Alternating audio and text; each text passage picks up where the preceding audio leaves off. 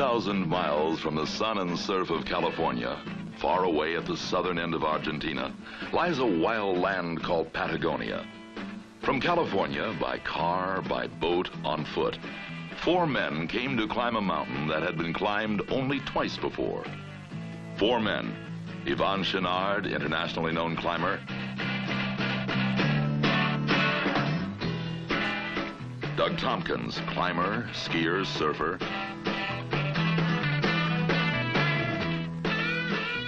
Dick Dorworth, champion skier, novice climber; and a young English climber, Chris Jones.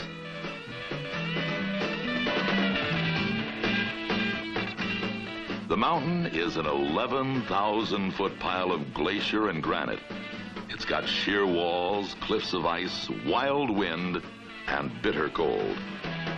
It's called Fitzroy, and their objective, the summit.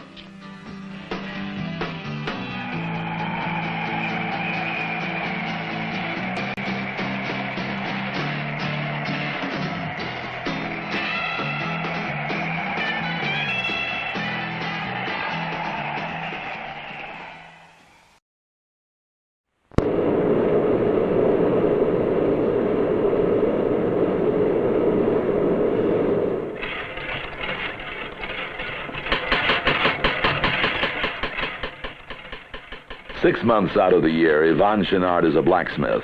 He makes mountain climbing gear, much of it by hand, some of the best there is. The other half of the year, he climbs. He's got an international reputation, and it's growing.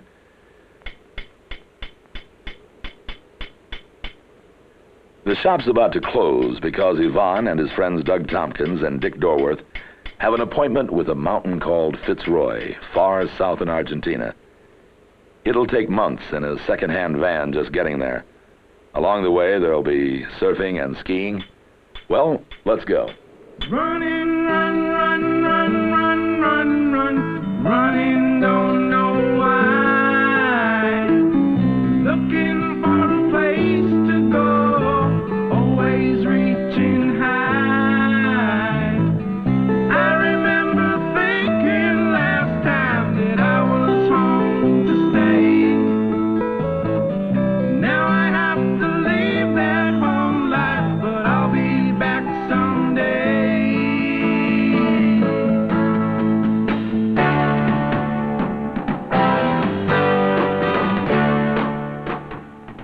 The Pan-American Highway is strung like a necklace over the hemisphere.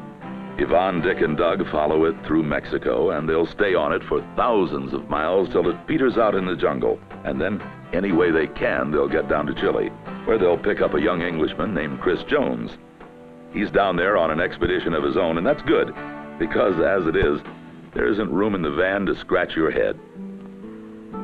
And then on southward, always southward. Watching the road through dusty windows, riding the waves in Cerro Fitz, skiing the sand. He never came up, racing the wind. Now Once out of North America, the cities and towns are as bright and loud as jungle birds. Guatemala City, where pineapples are a penny each. San Salvador, Managua, Nicaragua, San Jose in Costa Rica.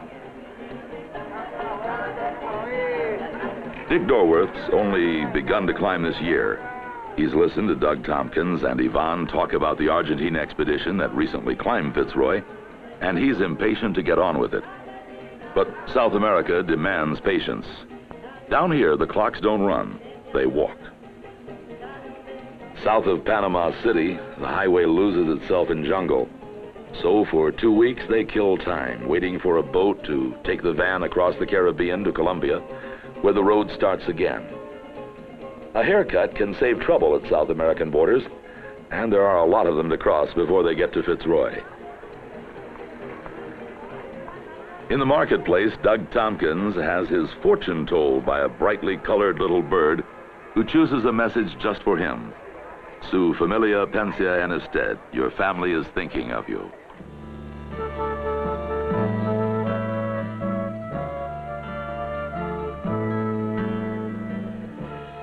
It's really pretty hard to say sometimes why you'd get in a truck and drive 18,000 miles to climb some mountain. You never really thought about the motives. You never really sat down and analyzed just why you were going to do that. It probably would scare you.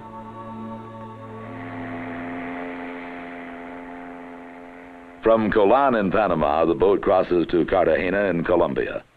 The highway picks up again and unwinds through Colombia and Ecuador, and then down into Peru.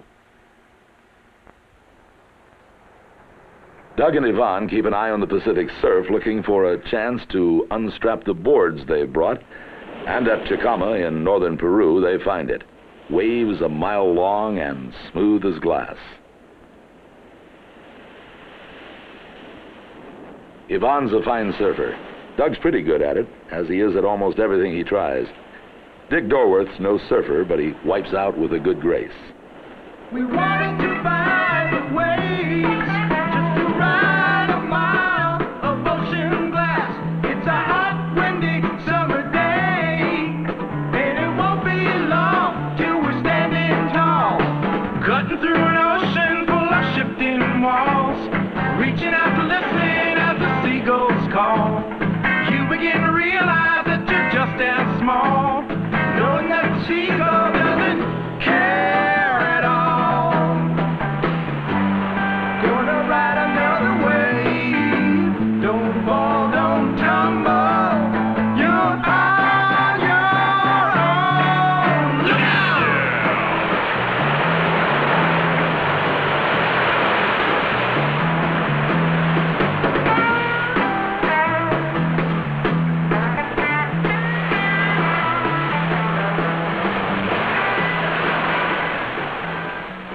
Peruvian surfers they talked to sent them down to the little fishing village of Cerro Azul.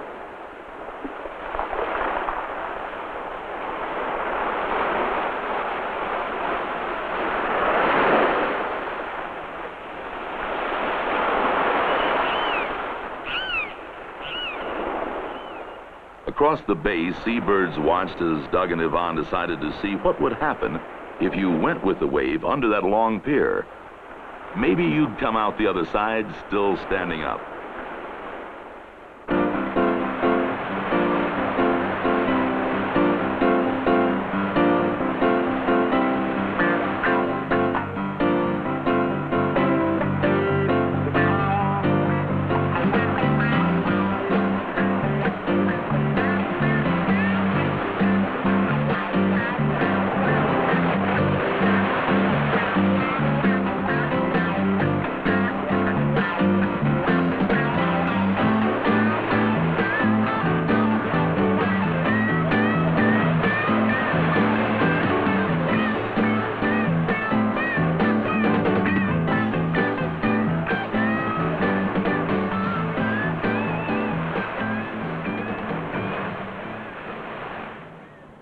They'll sell their surfboards in Lima. The money's getting low as the road gets long.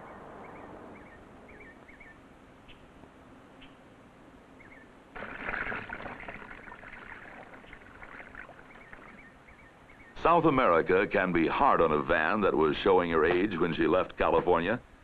10 or 15 flat tires later, and even after a complete engine overhaul, she still needs some encouragement from Yvonne.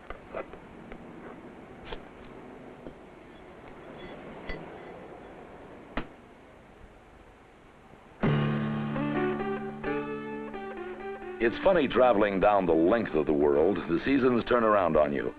You start out in the summer, and pretty soon you've gone in the back door into spring.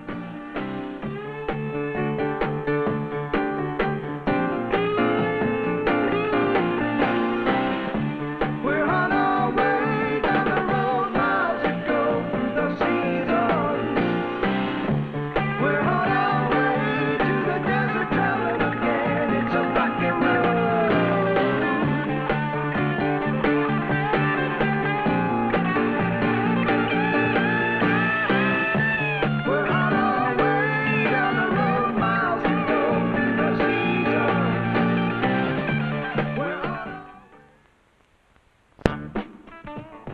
You North Americans, the Peruvians said, are gluttons for fun. So they offered Dick, Doug, and Yvonne a spine-cracking 70-mile-an-hour ride on something that used to be a Jeep out over the sand dunes. The boys passed on that, but they did join them on the dunes to do a little skiing.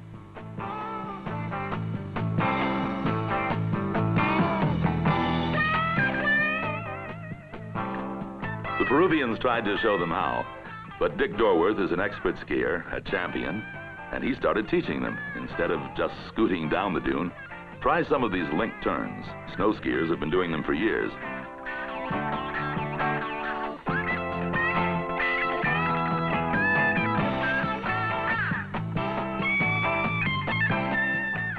They tried them out, but what they really liked best was just speeding straight down as fast as they could.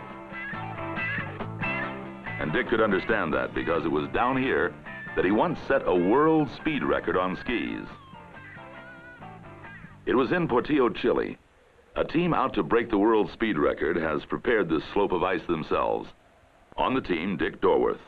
After months of training, he's ready for a ride of a few flashing seconds down the slope to the transition point, where his speed will be measured.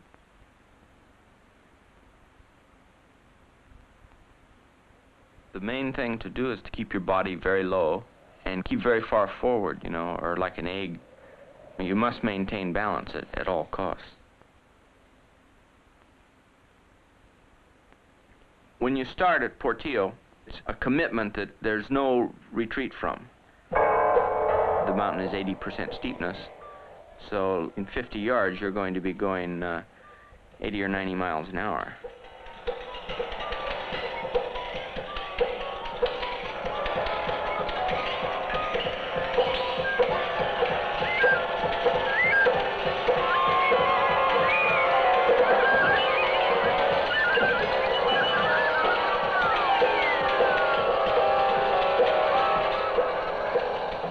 That's it, 106 miles an hour to set the record. I haven't run for speed for quite a while now, but because of it, it has enhanced my pleasure skiing. I have much more fun skiing now than I ever had then. Then try this, Dick. Mount Llaima in Chile. A live volcano, its smooth lava slopes neatly snowpacked, maybe the longest ski run in the world. It's like 5 ski slopes, one on top of another. From the little lodge at its base, it's an 8-hour walk to the top. Yes, a walk. No lifts, not even a rope tow. This is skiing as it was in the beginning, when you climbed as high as you could, skied as far as you'd climbed, and then went home.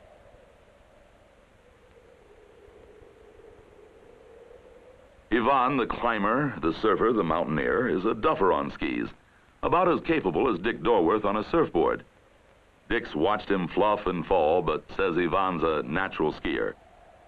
Yvonne's willing to ski Mount Llaima, but at his own pace.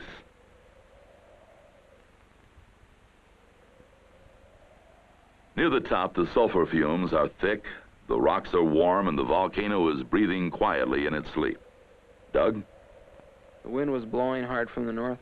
It would blow the sulfur fumes away from us, so we could get right to the very edge. I mean, right to the absolute edge, and stick our ski pole right off into the smoke of the steamy volcano. I'd never been that close before.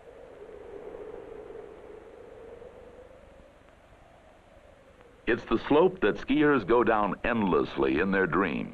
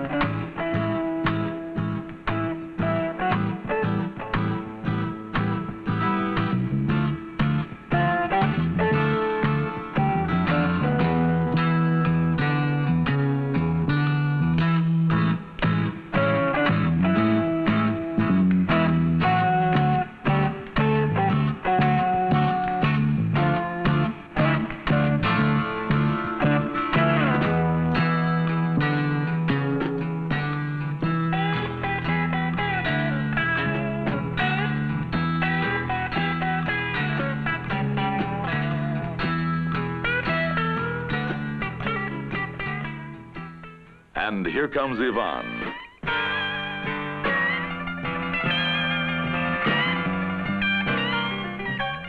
All the way down the mountain, it was just one fall after another, and finally I just gave up trying to ski it, and I'd just make a traverse, and then I'd kick a turn, and then I'd make another traverse, and I kept doing that for 5,000 feet.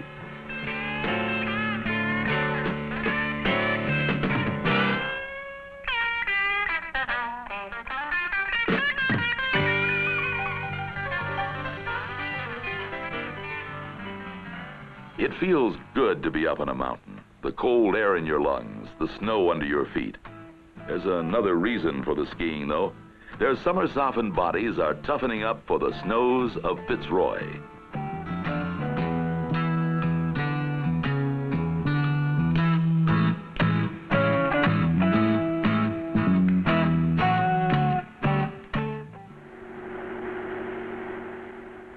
It's September, spring in the Chilean lake countries south of Mount Yama.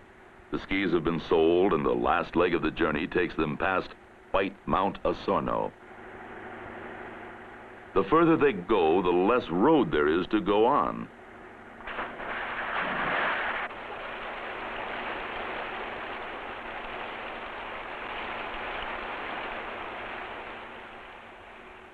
Here the Andes step up and out of Chile, and down again into the Patagonian desert in Argentina. The only way over the mountains is by hopscotching from lake to lake on little ferries.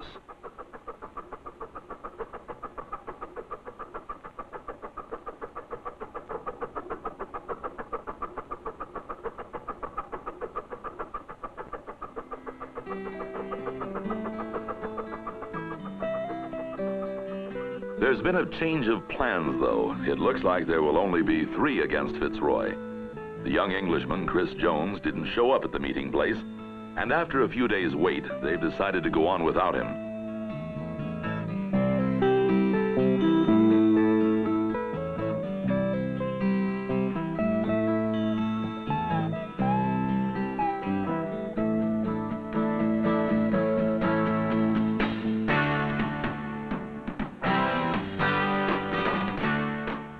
When I realized I wasn't going to make it and that I was going to miss my friends in Chile, I said to myself, if they think they're going to climb Fitz Roy without me, they've got another thought coming.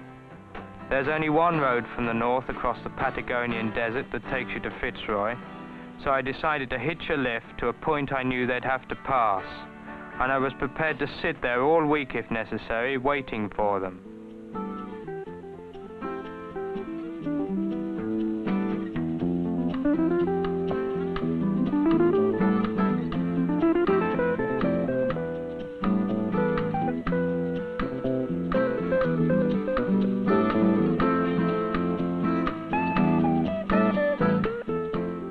They were rather surprised to see me, but it wasn't until I got in the van that I realized how lucky I'd been to catch them.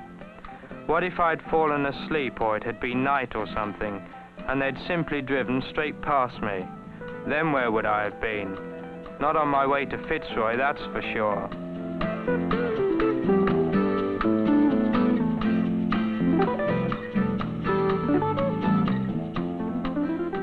It was in 1834 that a young English naturalist looked out on Patagonia with something like horror at its wild sterility. He and the captain of His Majesty's ship Beagle found the South American ostrich, the wild llama, horses left by the Spaniards, and little else but wasteland. The naturalist's name was Charles Darwin. The captain's name was Robert Fitz Roy.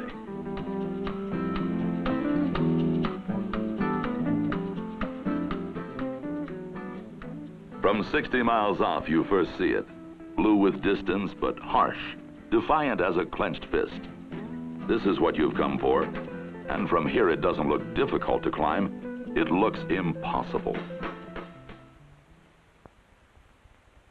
But first, there's some 60 miles of Patagonia to cover. The Rio de las Vueltas, the River of Turns, to cross. And then the road gives up for good.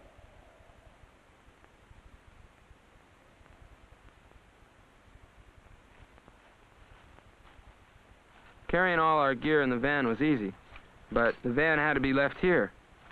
Pack horses are the only way to get to the mountain, and then our own 2 legs.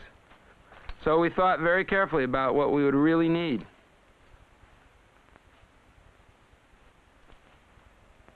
The Argentine army lends a soldier along with the horses to get you to the camp at the base of the mountain.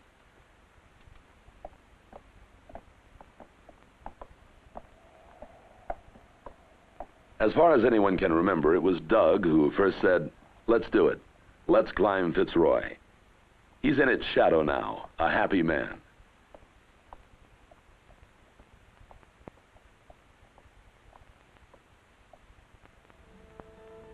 The weather in Patagonia is as strange and harsh as the land. The horses and men enjoy bright sun all morning, but by afternoon it's raining, and by evening the rains turn to snow.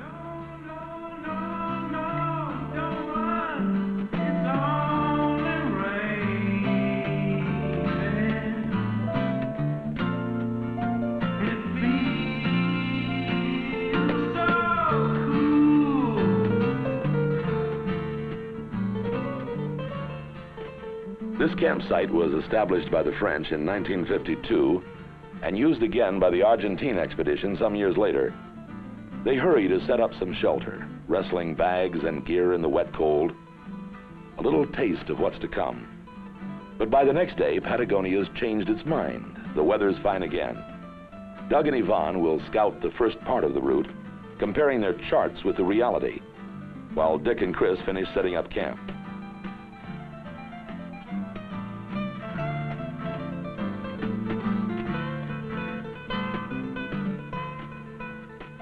Despite the warm sun, they can feel a chill wind off the glacier. Up there, Doug and Yvonne are striking the first blow against Fitzroy. Fitzroy is 11,289 feet high. Not the highest mountain we could find. But as every climber knows, the challenge of the Patagonian mountains isn't necessarily height. It's the technical climbing difficulties and the weather.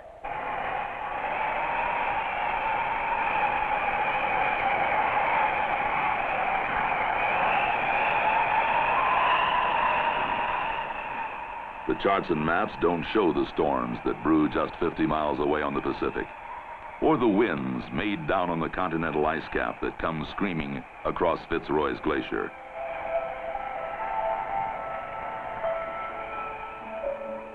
Doug and Yvonne scout their planned route, and it looks possible if the wind and weather will let them take it. By late afternoon, they've surveyed as far as a place for a first camp on the mountain.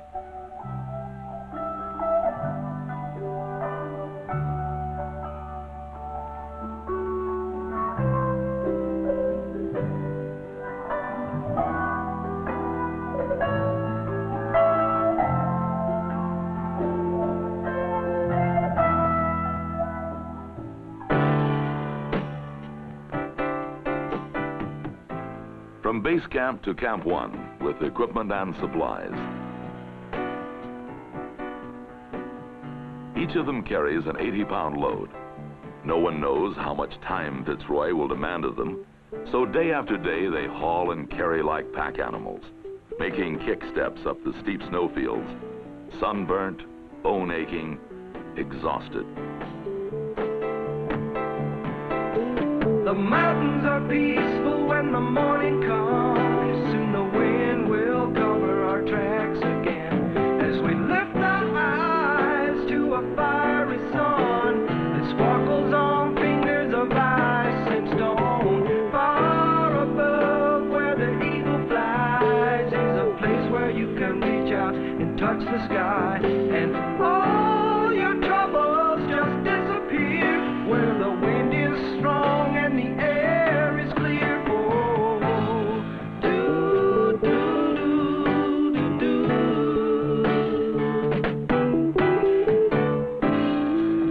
do, do. I say far above where the eagle flies is a place where you can reach out and touch the sky, and all your troubles just disappear where the wind is strong and the air is clear. Oh, do, do,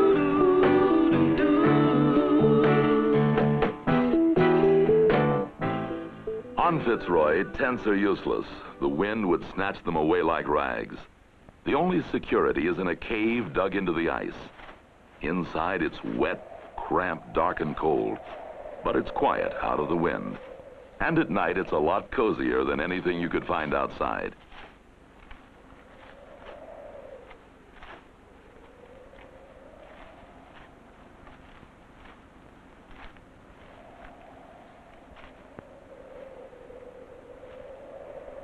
In fact, Camp 1 is positively luxurious.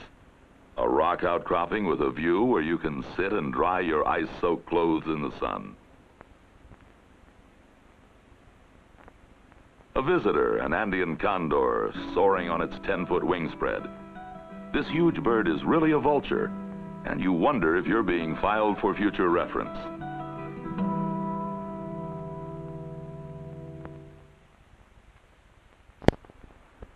In 1952, a Frenchman, Lionel Terray, led the expedition that climbed Fitzroy for the first time. He was one of the most famous climbers of his day, and he called Fitzroy his greatest achievement. But the time is now, and beyond these snowfields, there will be the first real climbing. The mountain's in a good mood, dazzling sun, calm air all day. If this weather holds, they could be on the summit within days.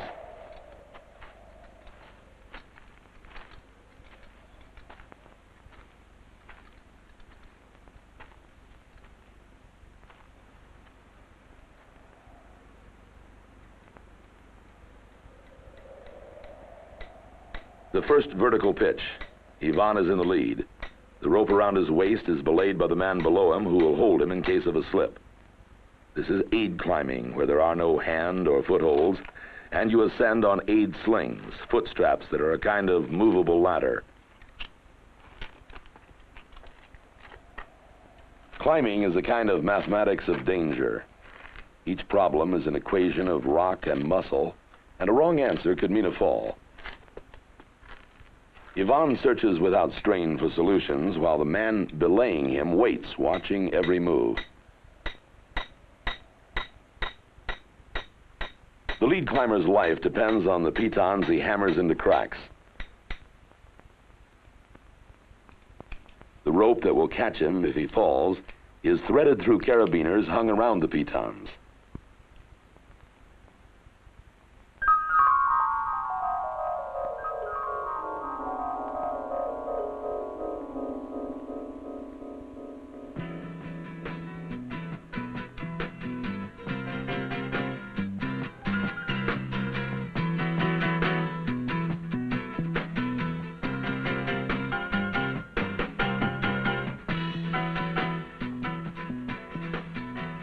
Alpine-type climbing is a whole mountain full of different problems.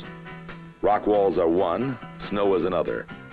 No pitons here. You drive the shaft of your ice axe into the snow and use it for balance while you make kick steps.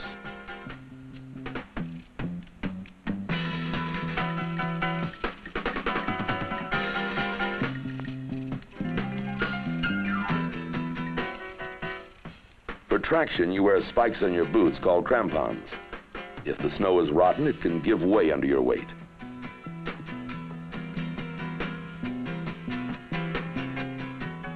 After Ivan has fixed a rope, Dick Dorworth, the junior climber, uses a mechanical ascender called a jumar to climb the rock face.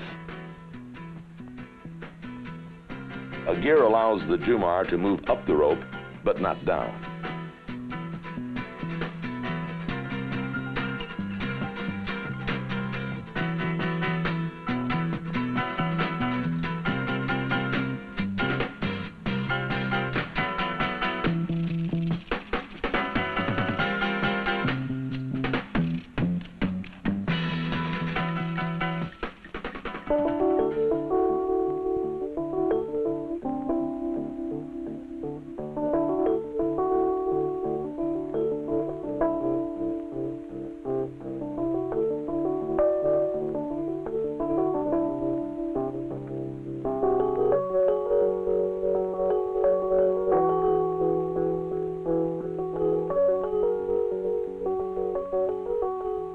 Late afternoon, and another camp has to be made, Camp 2. They tunnel down into a snow-filled crevasse.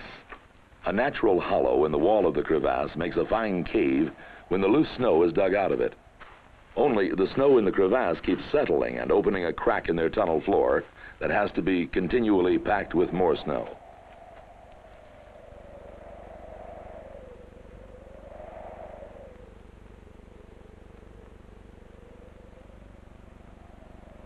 Fitzroy's mood is changing. Storm clouds are moving in fast. The winds are mounting, the temperature is dropping, and by the next day, you're buried in snow.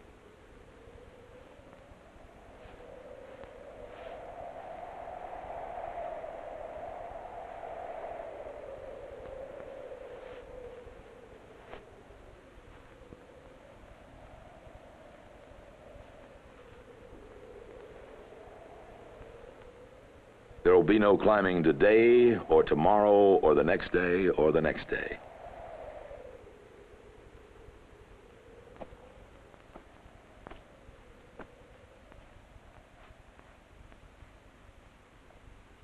In here, 4 men sit in the murky half-light and look at each other, and the floor keeps opening up. Outside, the mountains wrapped in storm, the winds at gale force, and the temperatures way below freezing. Dick? Each day became the same, day after day. You can read so long, and you can talk about things so long, and you can think by yourself so long. You learn your own rhythm of doing things.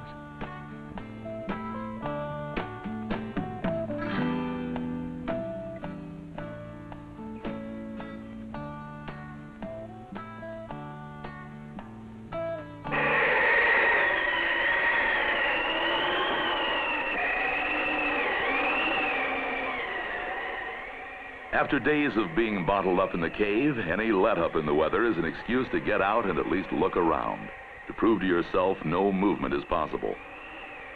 Against 100-mile-an-hour winds, Doug and Chris try to make it to a col where they can see if the storm is letting up. No good.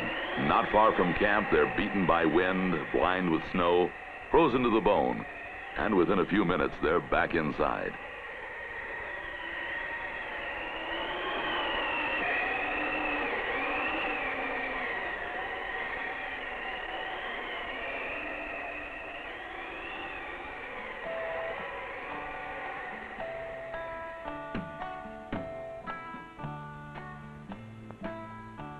You lose track of the days. One said it was 15 days they were nestled in the mountain, another said 18, another 20. It's always twilight inside, and the only time that counts is mealtime.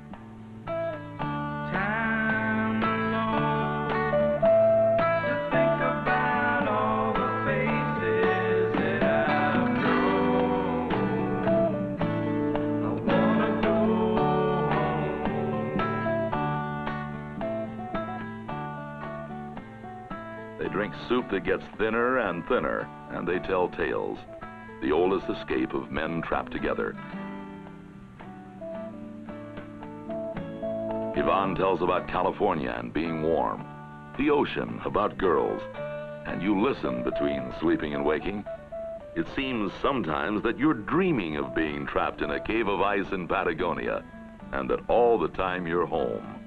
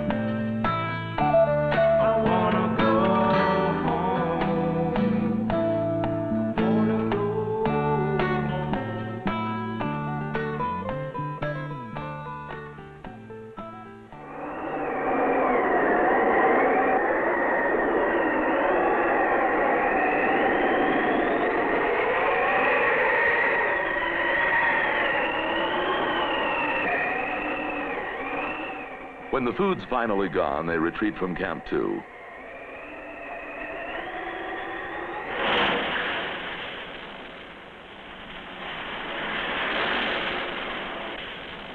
If it had been any storm but a Patagonian storm, Yvonne might have suggested going on with the climb.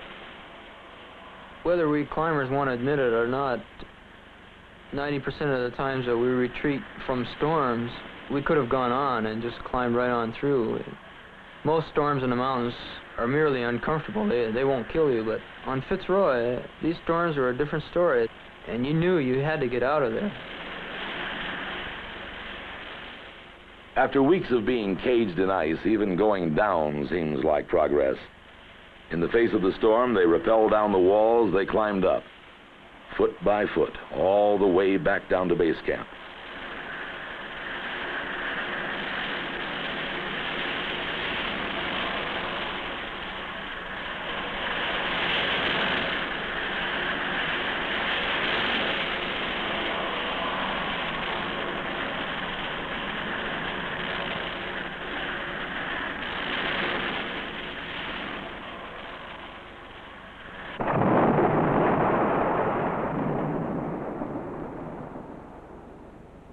Back in base camp, the foul weather keeps up. Chill rain, snow, high winds. For nearly a month, there's nothing to do but scavenge and try to keep warm and kill time.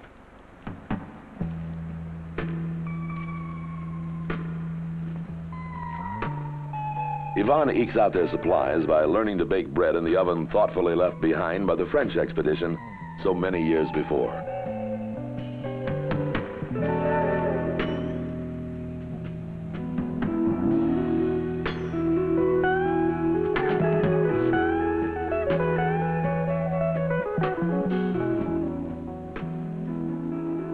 And then suddenly one evening the clouds have shattered, the sky is red, and as every climber knows, red sky at evening means fine weather in the morning.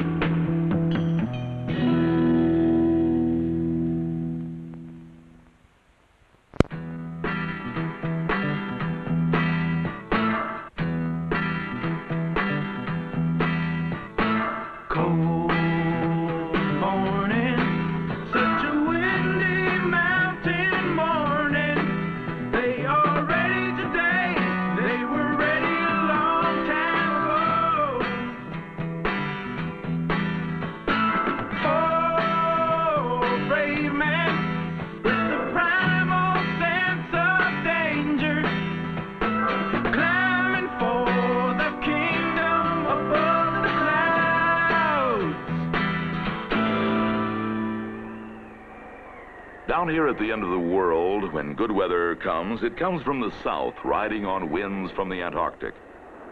Up on Fitz Roy, day comes wrapped in clear, inhuman cold. Cold that splits stone.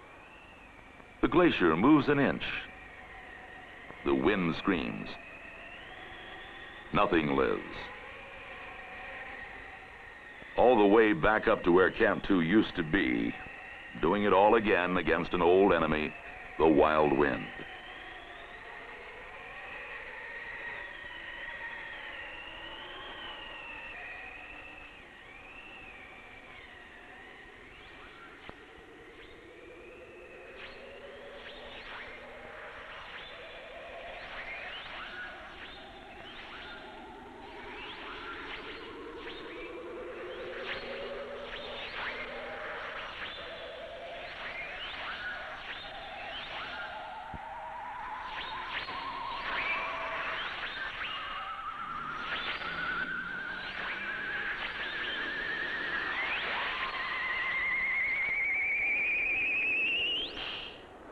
It took us over an hour to find Camp 2. It was buried under at least 20 feet of new snow.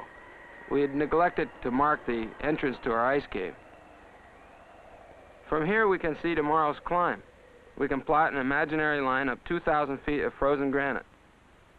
If the weather holds, we'll see if that line can really take us to the summit.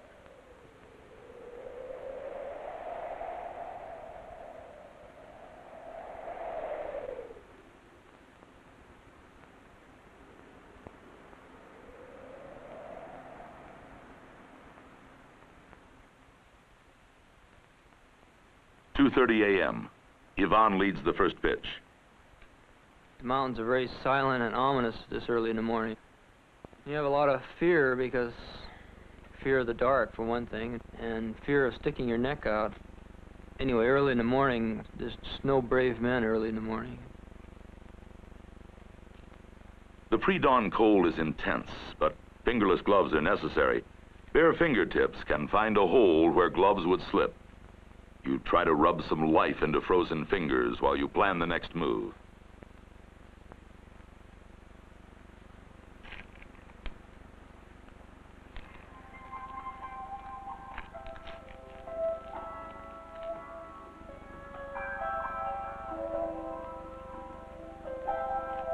"6 a.m.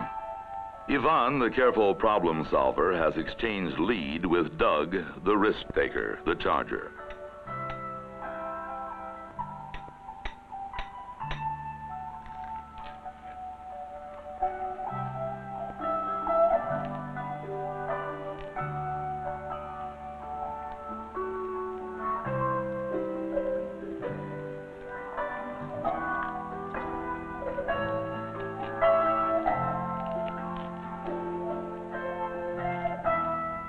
Their scouting led them to believe that by this time, the climbing should be getting easier. It's not. Above each crest, they find new walls. But the granite is good, rough-surfaced, and cracked, and they move fast for a rope of 4. Doug and Yvonne are the climbing team. Chris Jones and Dick Dorworth are the hauling team. Between the 4 of them, even when the handholds turn to finger holes and the footholds become almost non-existent, one way or another, they keep going up.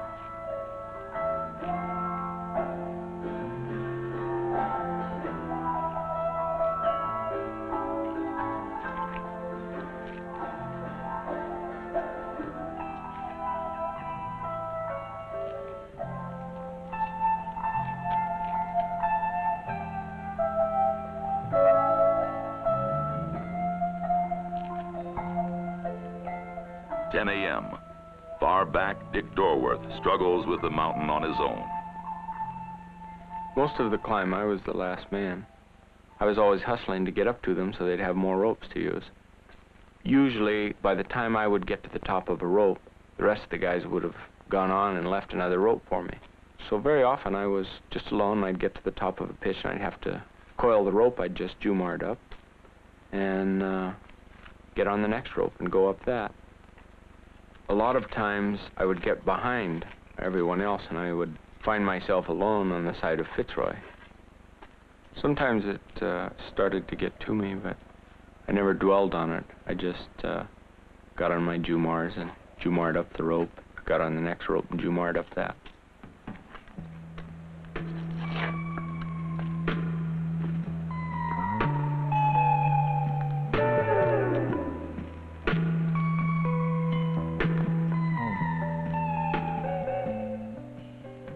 "2 p.m. The way is blocked by a series of towers. The only way up the first tower is a difficult crack. Doug's willing to let Yvonne have first go at it.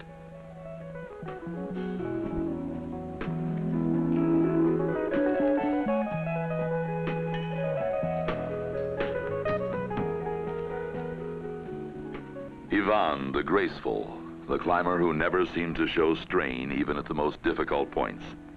In the end, fingers numb, boots frozen hard as iron, all his expertise depends on the strength of his arms and his legs and his will.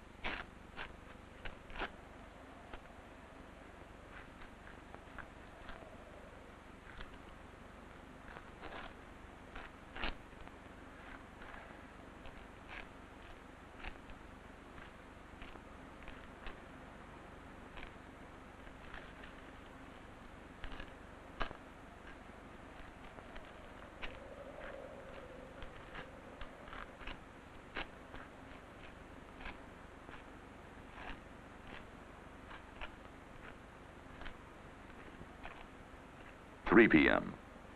There's an unknown number of pitches left to do and not much daylight left to do them in. On this side of the mountain, oncoming weather can't be seen before it hits. And if it hits, it'll hit hard. Doug struggles up snow-plastered rock while Yvonne belays him. this close to the summit, the wind cuts through the cracks and chimneys knife-edged and bitter cold.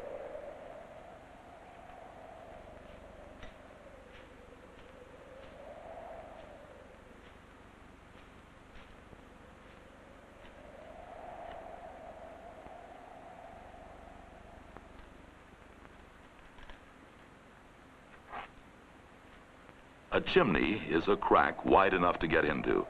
This one's fairly easy climbing for a while. Then toward the top, it narrows sharply, and it's Doug's turn to feel the squeeze.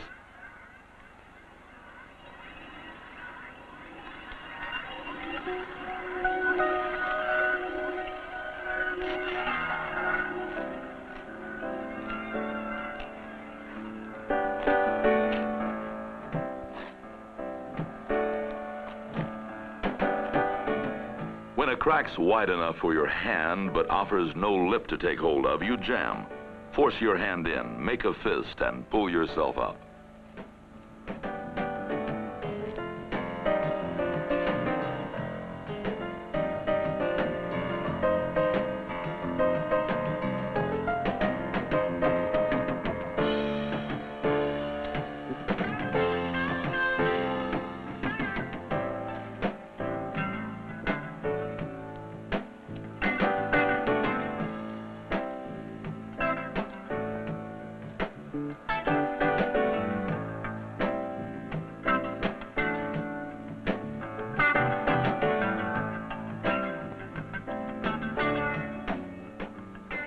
p.m. A traversing pitch takes Ivan around the corner of the last tower. Beyond him, he can see the snowfield that leads to the summit. That snowfield has to be reached before the light fails. To be caught up here at night in the storm that could come at any hour would be death.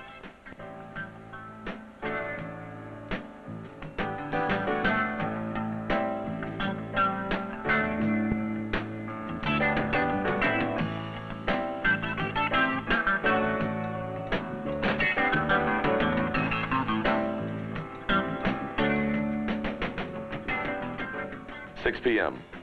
There are still an unknown number of pitches left to do as Doug takes over the lead again.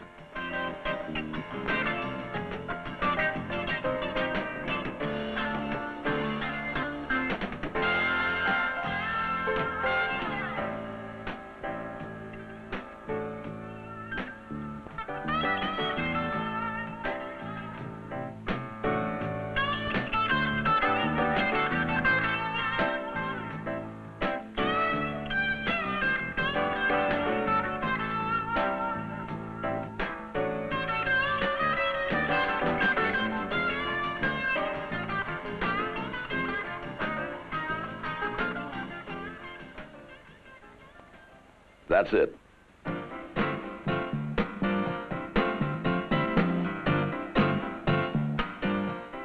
Off to the west, they can see another storm gathering. That means they've got more hours of climbing yet to do tonight to get down to Camp 2. They ought to turn back right now and get as far as they can from this exposed place, but they won't turn back till they've stood on the summit, just for a moment, just to taste their victory.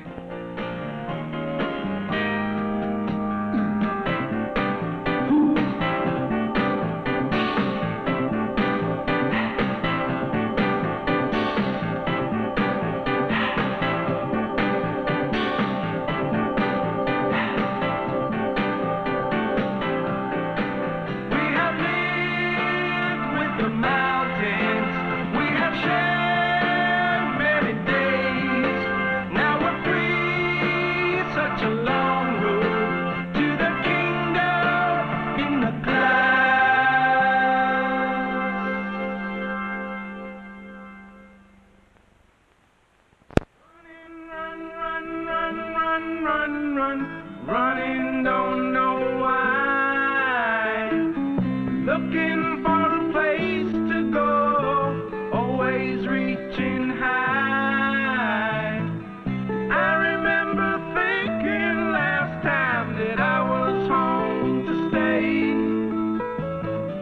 Now I have to leave that home life, but I'll be back someday.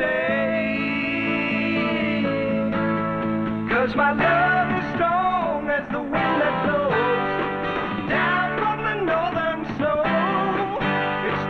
get on the road with some friend of mine. 'Cause freedom is another life that we share. South to the border, stopping where we may. No one cares how we spend our days.